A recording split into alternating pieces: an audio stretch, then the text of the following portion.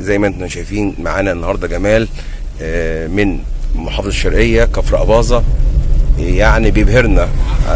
كنا لسه طالعين مع لايف على الموقع، لكن احنا قلنا ناخد بقى صوره كده معاه، فيديو معاه صغير كده.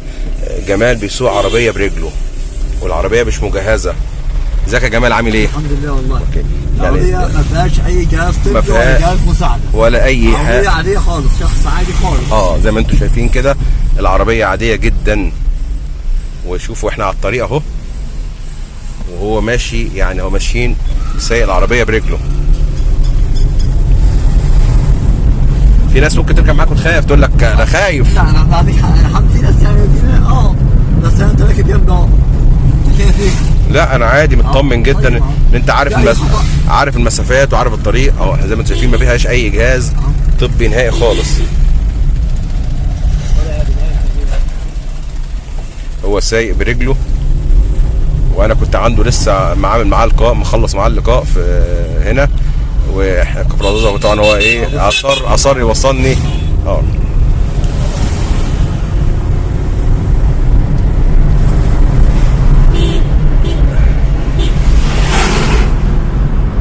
طب جمال، احنا عايزين نقول لك، انت اتعلمت السواقه دي فين؟ انا اتعلمتها من حوالي 7 سنين على عربيه لادا قديمه. عربيه لادا قديمه. وخدت معايا 4 ايام. اللي علمني ابن اختي. طب انت عايز اقول لك ان في ناس يعني تقعد سنين ما تعرفش تتعلم السواقه. انا في 4 ايام. انت في 4 ايام. ولاحظ ان هي عربيه يعني كمان مش مانوال او اوتوماتيك. لا ده كانت عاديه خالص.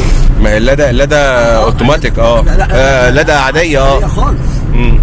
ما فيهاش اي حاجه خالص، ولا اوتوماتيك ولا باور ولا الكلام ده كله. كنت ادي غيار لنفسي وكده يعني. جمال مش بس في سواقه عربيه، بيكتب برجله، بخياطه.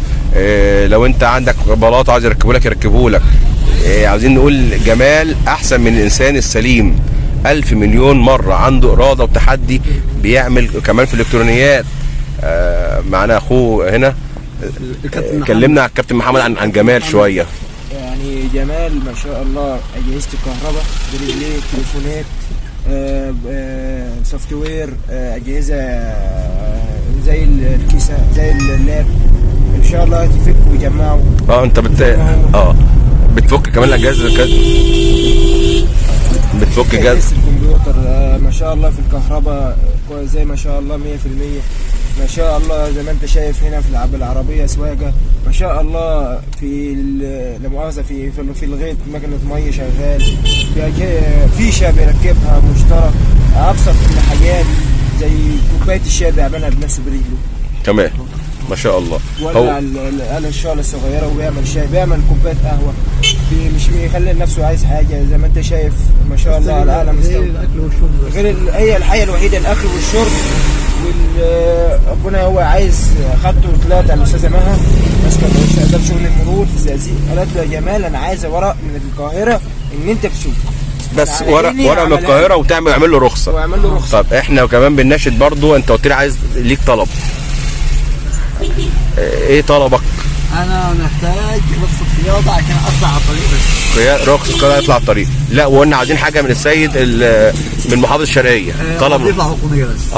عاوزين وظيفه حكوميه. بنناشد السيد رئيس المحافظه الشرقيه السيد حازم اسموني، وكمان بنناشد يعني اخونا الكبير وابونا السيد الرئيس عبد الفتاح السيسي. جمال انت اهتميت ذو الهمم في الجري في المنصور.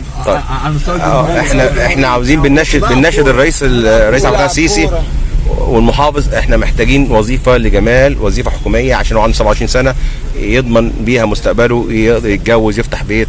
ده اللي احنا محتاجينه. جمال بجد انت ابهرتنا النهارده، وانا اتشرفت بيك. ان انا اعيش عيشه انسان طبيعي. بس ان شاء الله احنا هنوصل صوتك للناس كلها. واحنا قربنا نوصل، ولا انا تعبتك؟